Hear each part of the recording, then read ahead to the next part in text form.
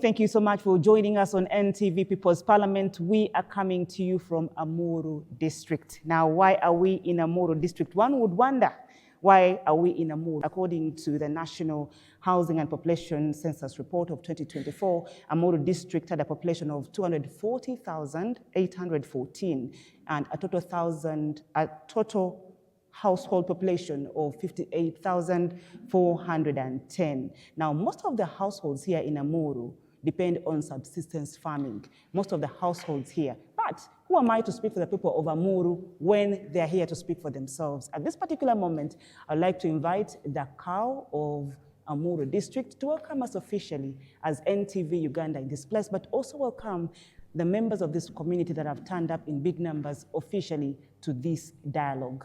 Madam Speaker, as you rightly said, Amuru District was carved from Gulu way back in 2006. Since then, I think this is now 20 years that Amuru has been in existence. We are happy with the creation of Amuru District that has created this great population. As you rightly said it, we have a total of 247,574 human beings living in Amuru as per the recently concluded population, National Housing and Population Census in Amuru District. With this, we have slight disparity, with the female giving us a total of 126,912 persons, while males are 120,462. Amuru is one of the very large districts in Uganda. It borders South Sudan, is on the north of Amuru District. On the northeast, we have Lamoa District. On the east, we have Gulu District. On the south, we have Noya District. On the southwest, we have Madukolo. And on the west, we have a Jumani District. That is where Amuru District is located in Uganda. We are in northern Uganda.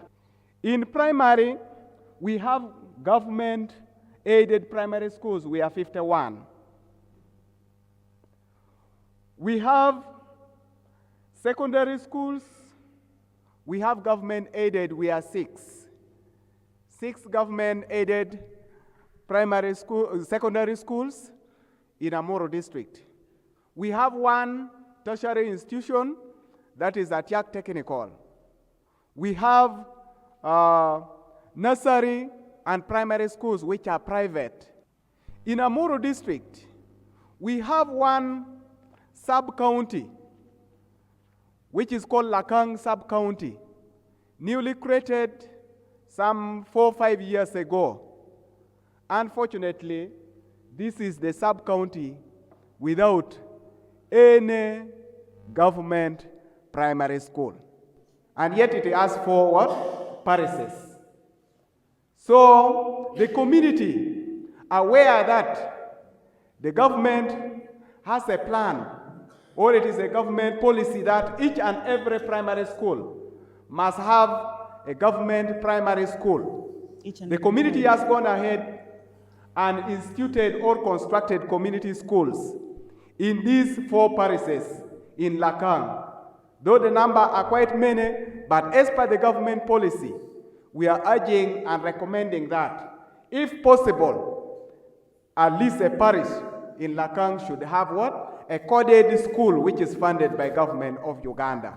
We look forward to having this, and it would go a long way in helping and solving issues of education in Amuru District.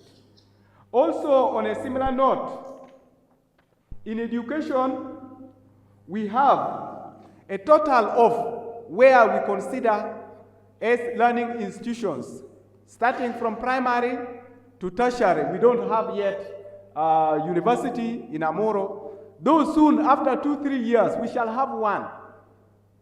There's a university getting constructed in Amuru.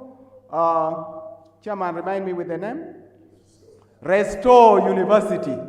We already have from nursery up to senior 6. At the moment, they are at the verge of constructing the university. So Amuru will now be fully fledged after 3 years with the education from nursery up to university. So at the moment, we have a total of 340 schools. Out of these, 176 are nursery, 151 are primary schools. I remember saying that out of the 151, 51 are government aided, meaning the private sector are helping us with 100 schools which are privately owned and run in the district. We have a total of, the secondary schools that we have totals to 12 secondary schools. Out of the 12, the ones aided by government of Uganda are 6. Also in Amuru, we have a total, the approximate number of learners are 67,000 learners in our schools in Amuru. And yet, educationally, we are not well placed the way we are getting our results. Our results are not yet very good. Education department will give us the statistics. In health, public health, Amuru district, we don't have so many health facilities, but we are doing our best to cater for the health of our people. Health-wise, Amuru has one hospital, which is private. This is private hospital located in Amuru district.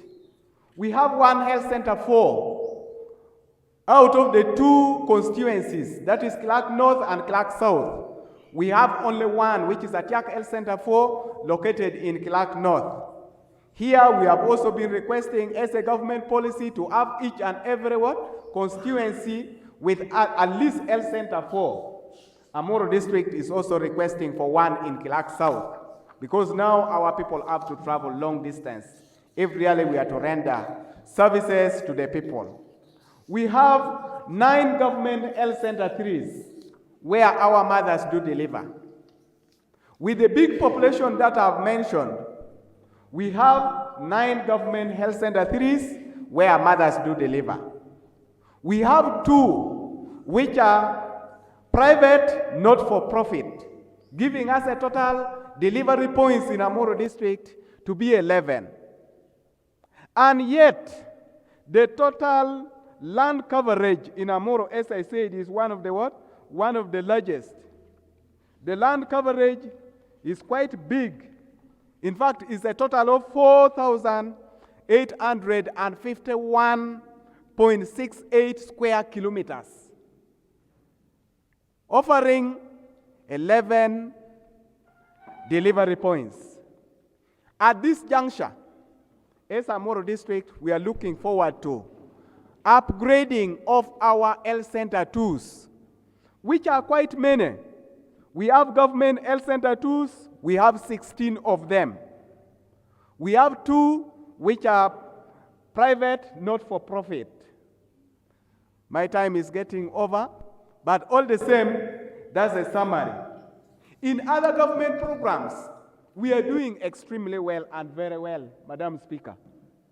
PDM in Amuru district, it is so happened that last year, we were rated the 3rd best district in the country via PDM.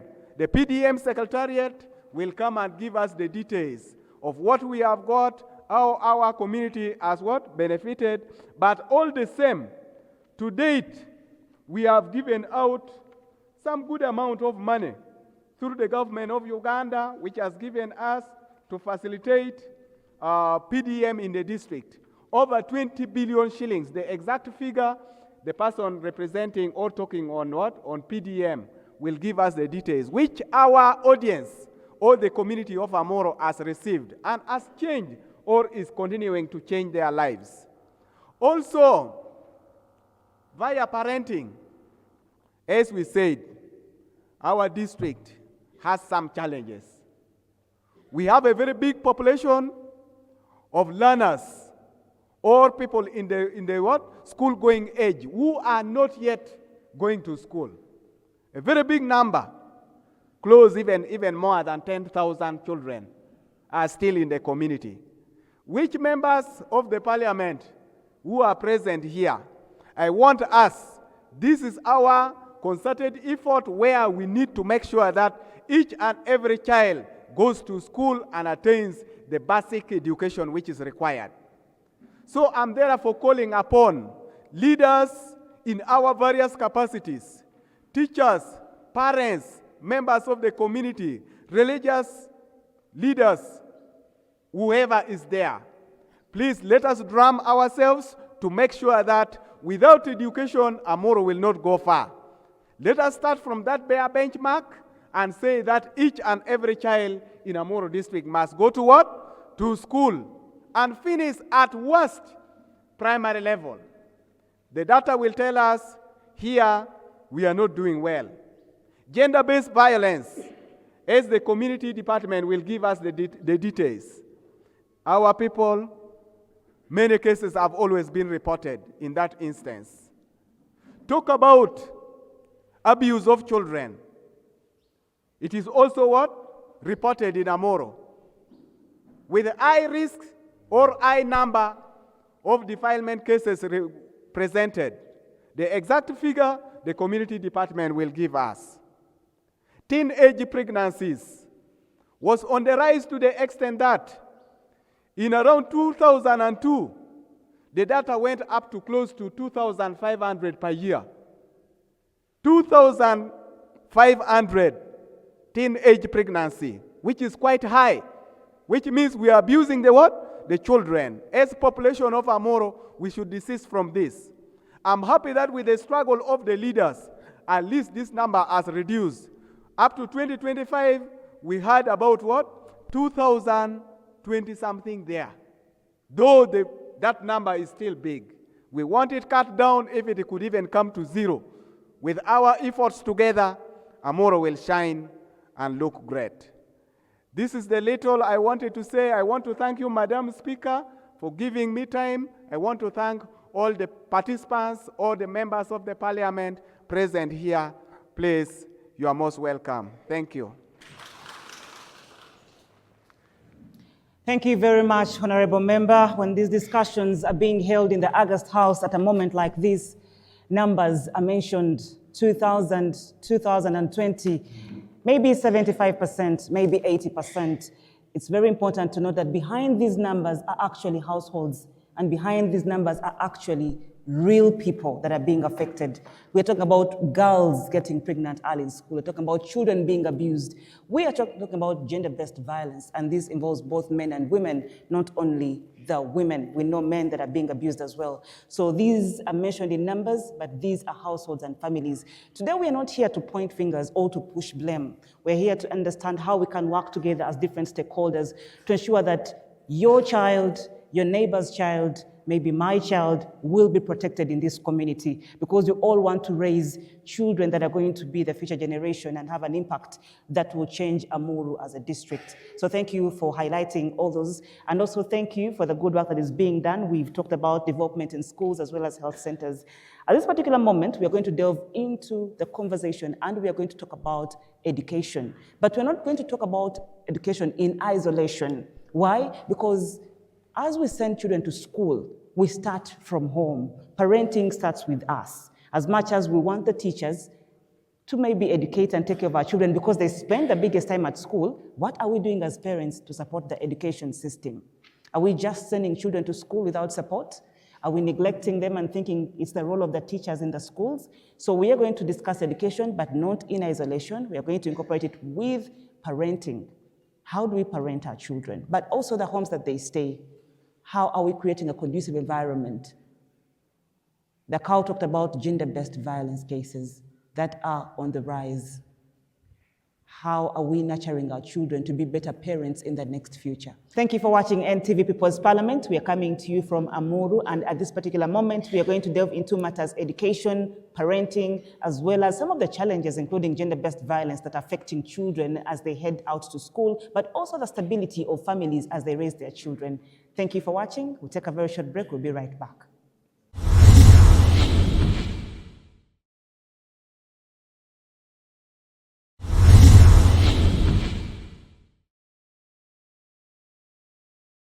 Come back from that break. You're still watching NTV People's Parliament, and we are in Amuru district now. While opening up the segment, we had the cow tell us about some of the parishes that have no primary school. However, according to the government policy, at least each parish should have a primary school. Good afternoon, Honorable Member. Thank you so much for joining us this afternoon. I'm Achen Mary Carmelo Pobo, Inspector of Schools, in for the District Education Officer.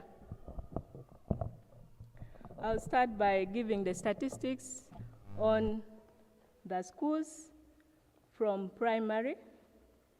In Amuru district, we have 51 primary government grant aided.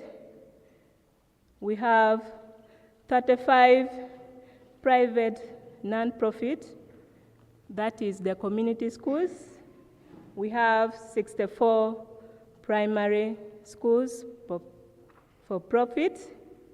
And as stated earlier on, we have number of parishes without primary schools. One, we have Labala in Pabo. We have Achwera in Amuru sub-county.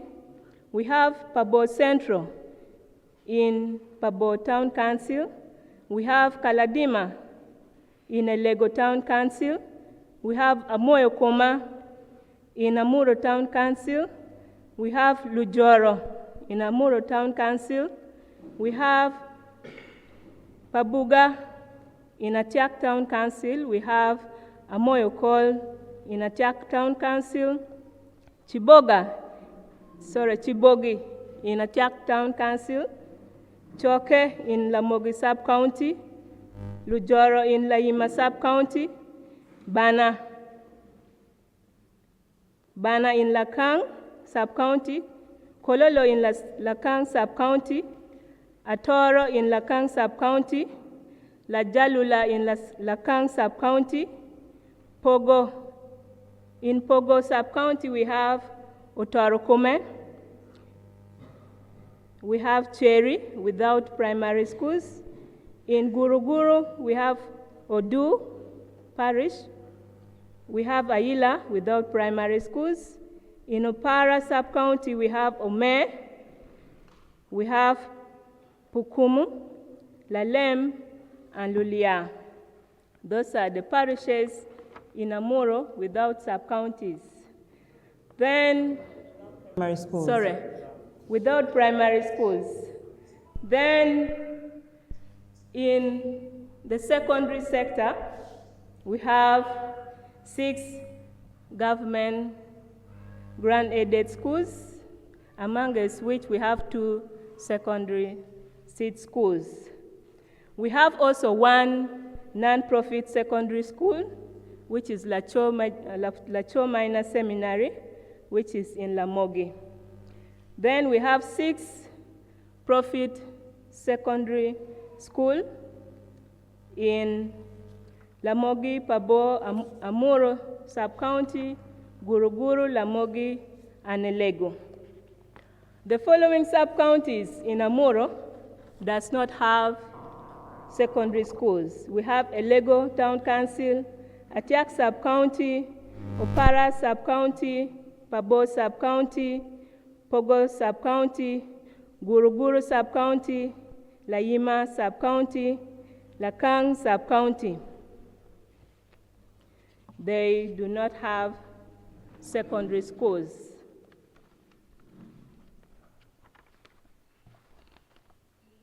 Then for the tertiary institution, we have only 1 tertiary institution, that is Atiak Technical, which provides vocational education, that is government grant aided.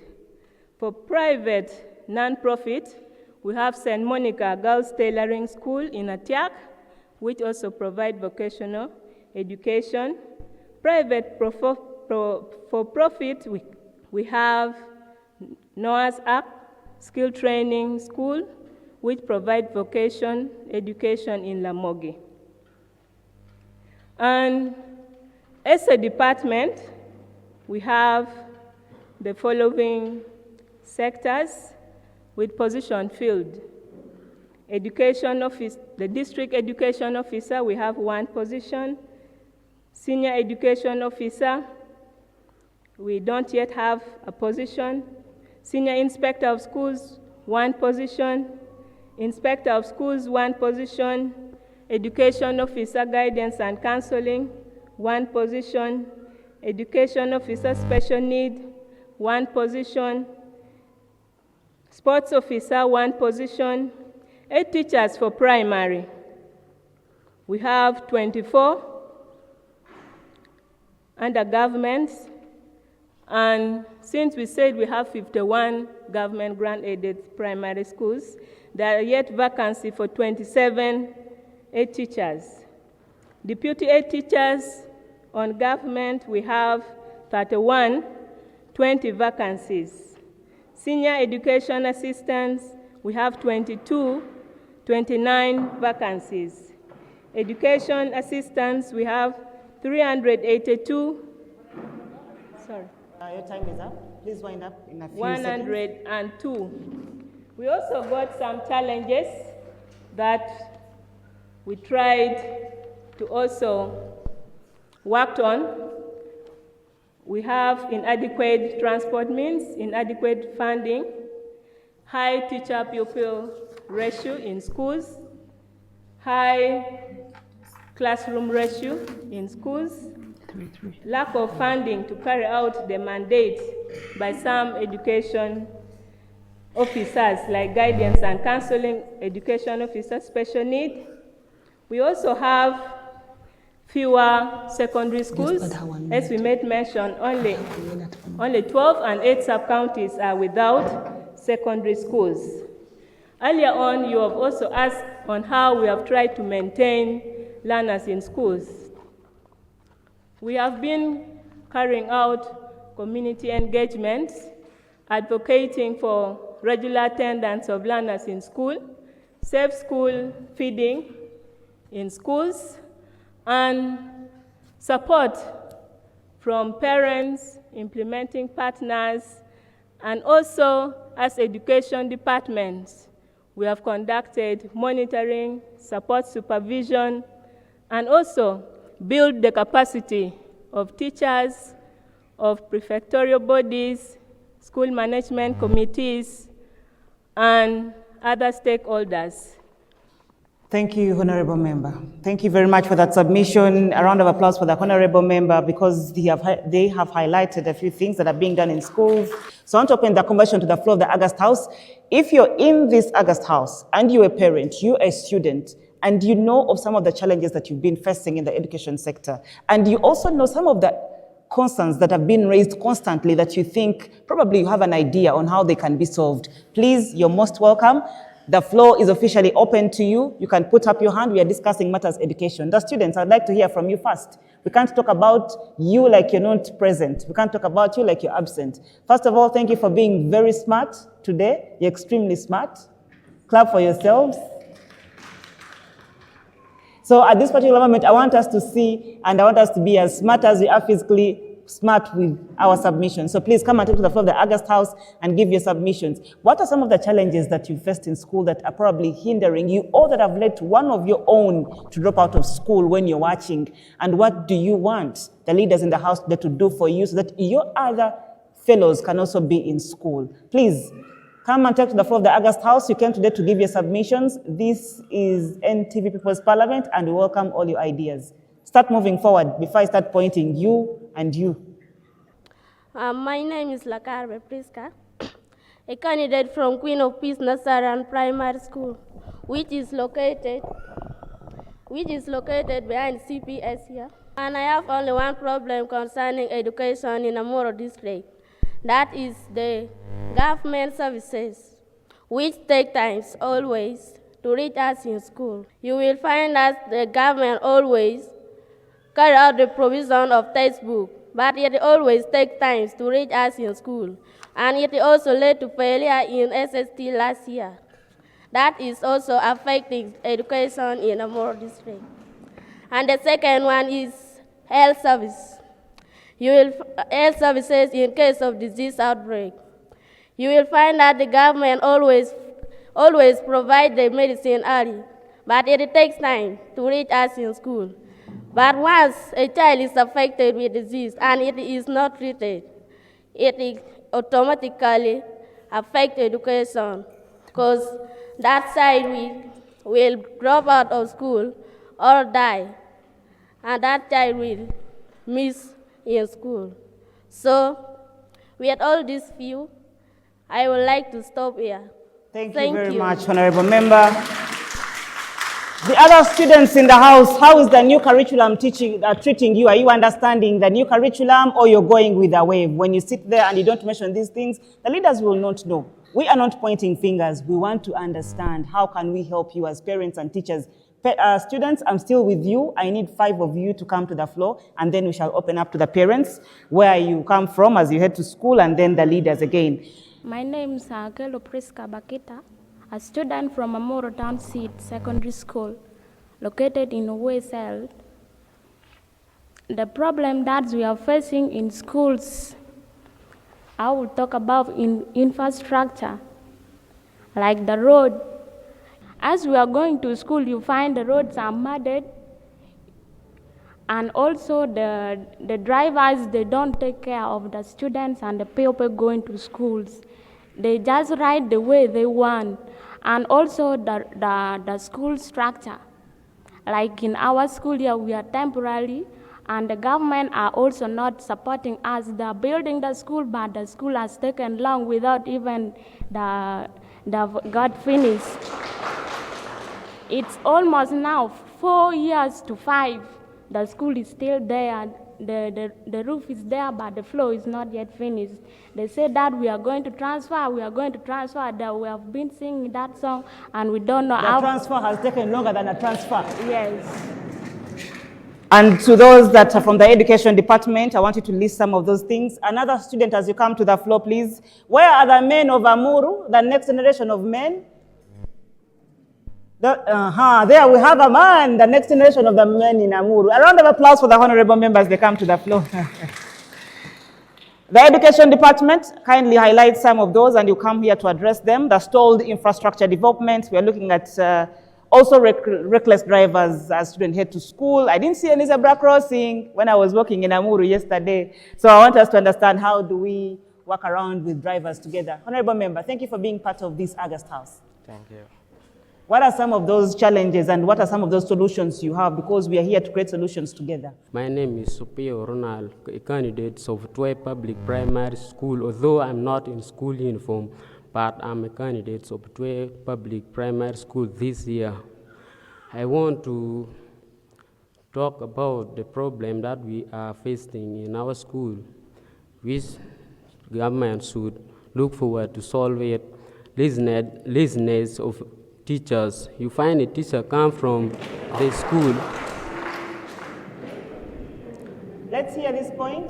Go home. The teacher come to school, sat in the staff room up to morning, from morning up to sunset without teaching. It leads to failure that is making us not to get first grade in our school. The government should look forward to solve that. Thank you. Thank you, honorable member. Let me hear from the last student. One last student. Thank you, Madam Speaker. My name is Lamar Susanna Cha, a student from Amuru Town Seat Secondary School. The problem which are facing us at school, mine is more especially from the parents. You find the parents refuses to pay his or her child in school. That one is the more challenges which is affecting the children, especially for girl child education. That one is leading to early teenage pregnancy. Thank you. And from the school side, we as the student of Amuru Township Secondary School, we have the challenges of the textbook. We in school, we are studying and we are not having enough books. That one is leading to the failure of the student. I don't have much to say. Thank you. And this discussion continues. I know you're having the same questions like me. The children that are probably not in Amuru district have fully fledged infrastructure with computer laboratories, with science laboratories. And here we are in Amuru, 6 secondary schools. I don't know how many have laboratories. I don't know how many have computer labs as we push into the new curriculum that is a bit advanced and more hands-on. But how can we, together as stakeholders, ensure that our children are highly enabled? I would like to have parents in the house. I would like to know, how are we supporting our children in schools? Please put up your hand and come to the floor of the August House. We are here to deliberate on issues. Why did I start the conversation talking about education, parenting, and gender-based violence? Now, I want parents of these children to first come to the floor of the August House, then I'll push deeper into the conversation. Do you have any parents in the house who has any submission to give when it comes to education? Are you satisfied with your child when they come back home with that report and their performance? Or if not, what are you doing as a parent? Please, Honorable Member, come to the floor. What are you doing as a parent to help your student, but also other students? I'm Patrick Abel Uma, a parent and also at the same time a religious leader. I have my children at school.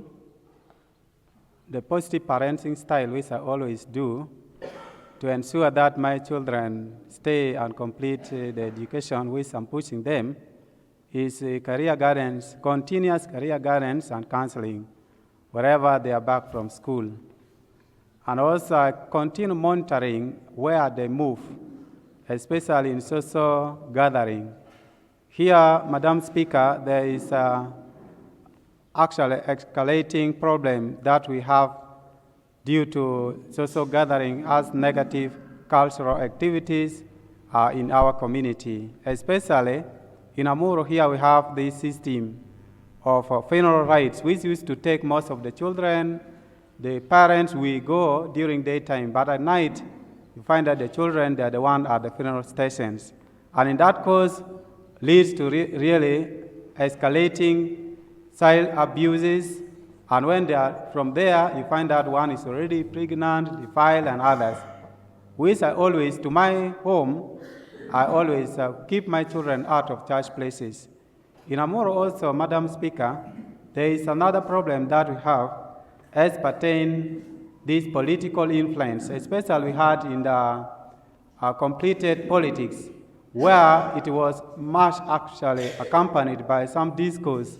You could find that some of the politicians take the children negatively, gather them, especially the youth, so that they are actually anchoring their political gains, not minding about if the child is out of the home, will stay there maybe for 1 week without reaching the parent, nowhere to be seen, and at the end of the day, especially the girl child comes when the girl is already pregnant. And that's also another issue which is very big in Amuru. Another thing, we have also open day market, like here we have the auction days, which used to take place in most of the sub-county centers in Amuru.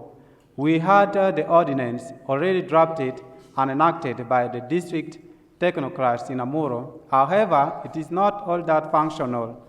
This is why some of these open market days lead always many children overcrowded, exceeding the required time for them to be at home, leading now to also escalating the latter number, as the cow put it, that 2,000 plus drop the teenage pregnancy issue and defilement cases in Amuru.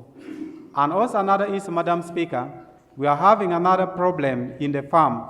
We are vulnerable, right? We have been from the post-war conflict, northern Ghana, right? But now there are other people who call themselves the rich class. They have opened their farms. They take the children there they now use the children to work in their farms, and the workers also who are already elders enough, they find the children and then they abuse them. And there are also another thing that because of this post-traumatic war effect in Amuru, it has led to really poverty, now leading the parents not even minding about where the child is going, but the parents always expose children to other hazardous places like the bars, like hotels. Then the children who are there get used to now seeing people who have at least certain kind of money. The child maybe can also say that this is already the end of the world. So we'll also not have anywhere to go, but rather now go to drop out. And final, Madam Speaker, this gathering is very important. Good enough that we have so many other parents here. There's also another challenging problem which we have in Amuru, especially in the Acholi sub-region, that the ratio of men to women. You find one man having 4 women, 27 children or plus.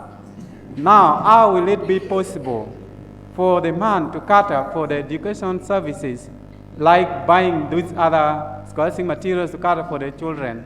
The DO and the team could go to the school. At the beginning, you find that they take the good number of enrollment, but when it comes term 2, like we are going, you find that there is nothing. Thank you very Madam much, Speaker, Honorable thank you. Member.